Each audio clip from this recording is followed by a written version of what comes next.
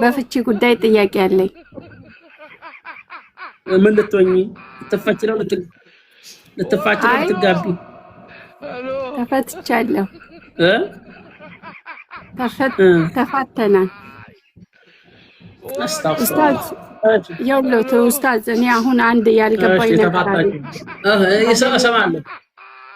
ባለቤቴ የሆነ የተጨቃጨቅን በሶስት ፈታውሽ አለኝ ማለት ነው።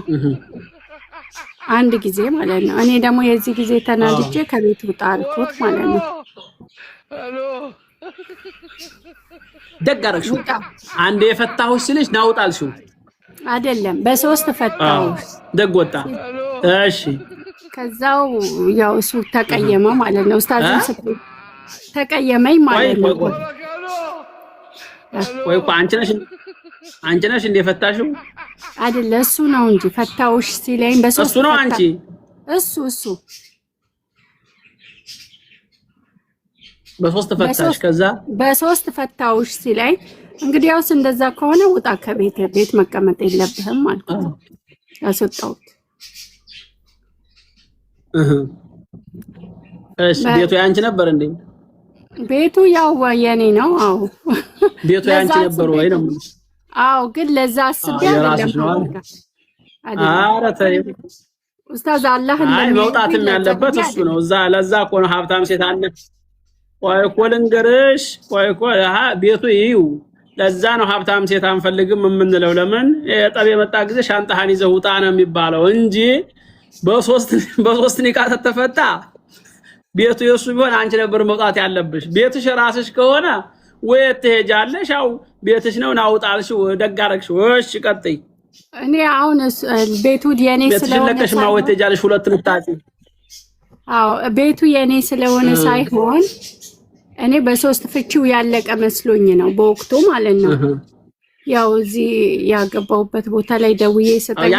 ሶስት የፈታው ካለ እኮ አለቀ።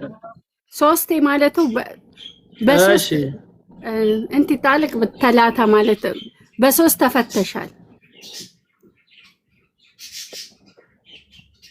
ከዛው ማንም ሳያስገድደው በሶስት ተፈታው ካለ በቃ አንድ ጊዜ አይደለም በአንድ ላይ ጅምላ ማለት ነው።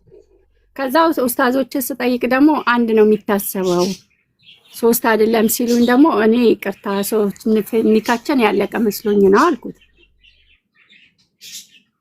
ከዛው እሱ ደግሞ አይ በቃኝ አለ እኮ ይሄ ነገር እና አሁን አንቺ ምን ፈልገሽ ነው? መልሶ ሰውየው እንዲመጣ ነው እንዴ? ነበረ